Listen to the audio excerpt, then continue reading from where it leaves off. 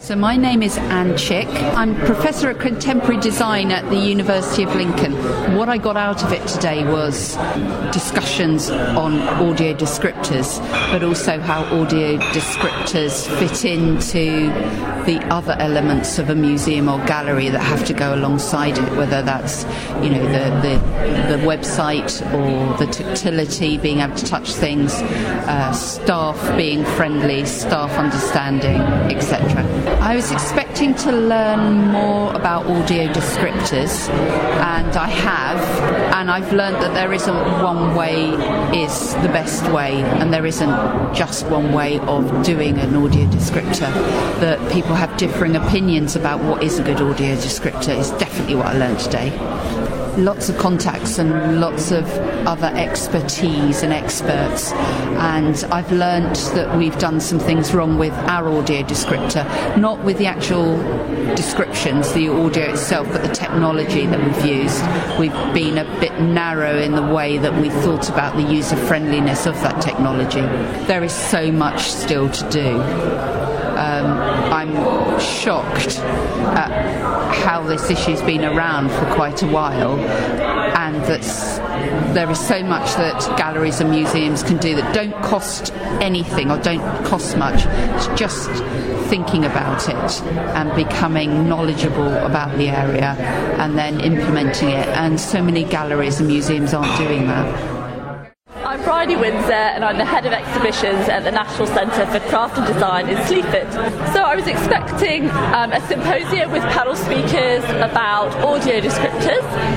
What I actually got was something a lot more rich than that, so it wasn't a kind of how-to, or it was very much a critical exchange about the importance of audio descriptors, how we need to challenge the convention of an audio descriptor, and also how that's a backup to other things, like being able to touch things, or a human interaction as well, where people are speaking about things. So very much really varied approach, and a really great event. We also had a breakout session which was fantastic, because that put me in touch with artists, service users, other curators, just people I would never have met if I didn't attend the event. I will take away something that I guess I already knew, but this is absolutely affirmed it, that we are better than the sum of our parts, really, and that by coming to these events is just so crucial, and having that exchange with people helps us all. But also just how passionate people are about getting accessibility right and giving it a good go. I think I was surprised by the amount of blind and partially sighted people who said it's okay to get it wrong. Give it a go, ask for some feedback, try again, which is exactly what we're doing with our current exhibition. But the fact that everybody is really championing that is really important, because coming from a small organisation without an accessibility officer, you are going to get it wrong, so it's really nice to have that permission, really, to just, as long as you're trying, learning and improving all the time, then you've got the backing of the community, really, which I think is really inspiring for curators who came to today to kind of feel a bit more empowered to give it a go. My name is Alona. I am an artist, and I work with performance, text, sound and installation. And today I'm working with a scientist at Oxford University called Stephen Hicks, and he's developed wearable technology which works with the light in the eye of the legally blind, which allows a level of sight. Okay. And it also provides audio description. And I'm working with that as an artist, as a publication platform, and as a kind of performative device for a series of works. So today was really brilliant for me, because it fed into that work, but it's also made me realise a wider context around my practice and things that I previously didn't consider in my practice and my approach to making work. So it's given me, I feel very inspired by a lot of the conversations that have been had today. I think the difference between active and passive engagement with description or interpretation, and the difference between those two things. And also the idea of control in terms of description, because I think the way that you experience an artwork is all about choice and about being selective with a description or with a level of interpretation.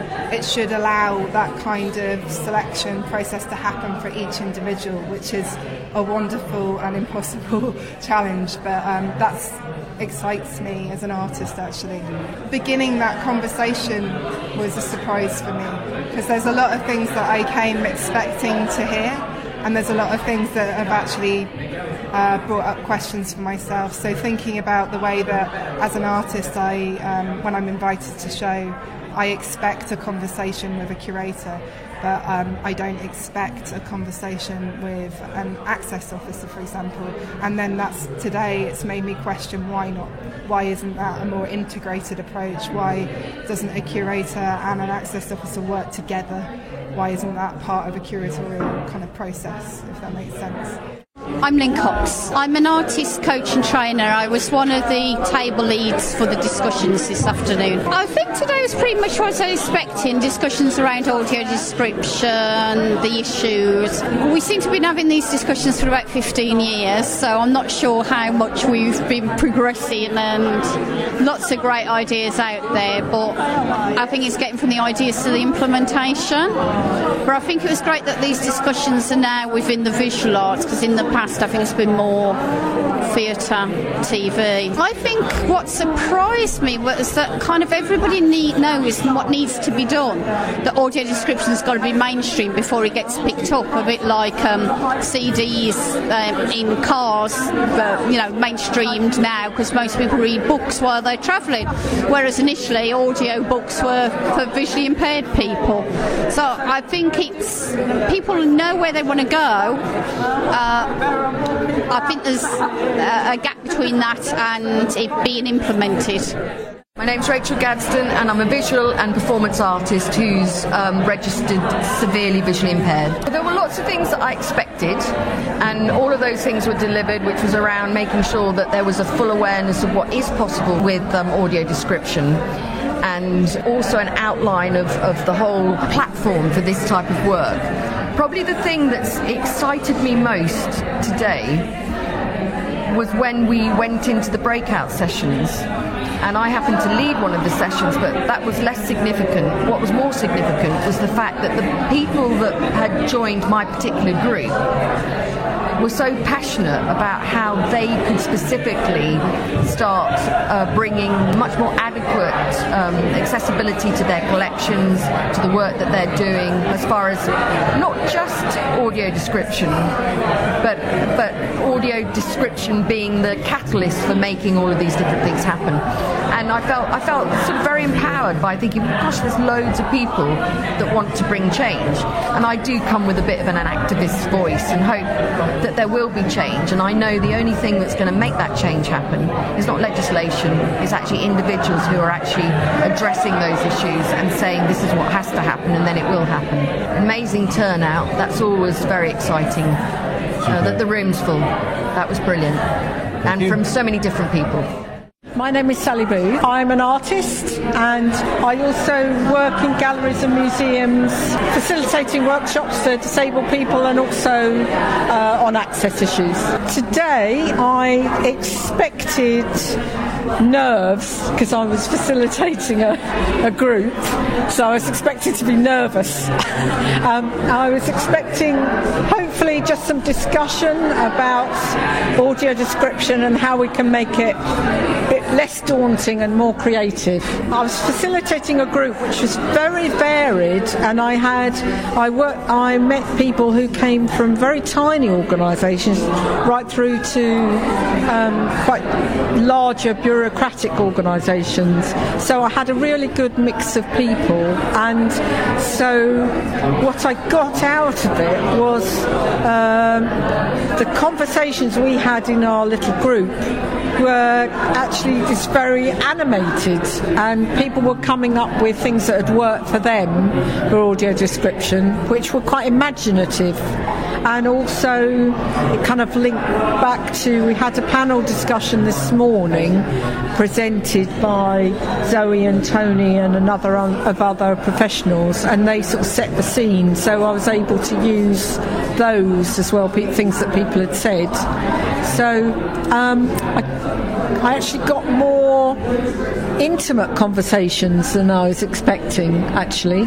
I think it was also quite vivid what people were coming up with, not just talking about barriers that are there, that are always there, but possible ways that people could work in partnership or could do things, work with other poets or spoken word or work with other organisations. I think I've met a couple of people that I'd like to be in touch with, but also it's made me just think a little bit about audio description myself, because although I've probably learnt about audio description in a certain set of rules and framework, which is very useful, there are other ways of doing it as well. So I think I've taken that away with me.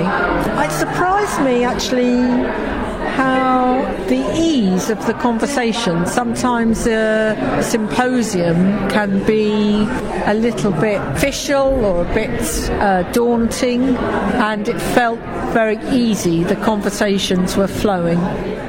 Tony Heaton, Chief Executive here at SHAPE. So what did I want out of it? I wanted it to run smoothly. I wanted to be well organised. I wanted people to really enjoy it. So I sort of come at it from a slightly different angle. But I learnt a huge amount today as well. The great thing about chairing something like this is you've really got to have your full attention and concentration on it, because you don't want to miss the flow of things. So it's a great opportunity to really get a sense of what the issues are. Some of the things that I'll really take away is that there are different ways to do things, and there isn't necessarily a right way and a wrong way. But what we need to do is get organisations to think creatively about how they provide accessible solutions, not just for blind, partially sighted, visually impaired people, but how good access cuts across for everybody. So it's about being as inclusive as possible and maybe having more than one way to provide information. I think the thing that surprised me today was the fact that we sold out, in terms of people wanting to be here. So there's a massive thirst for knowledge. People do want to get involved, they do want to get engaged, and they are committed to change. What I said at the start of this was, I want you people to go away at the end of the day and change the world. And I'm sort of feeling quite optimistic that more than some of them will go away and do their best to change the world. And that's what we can do.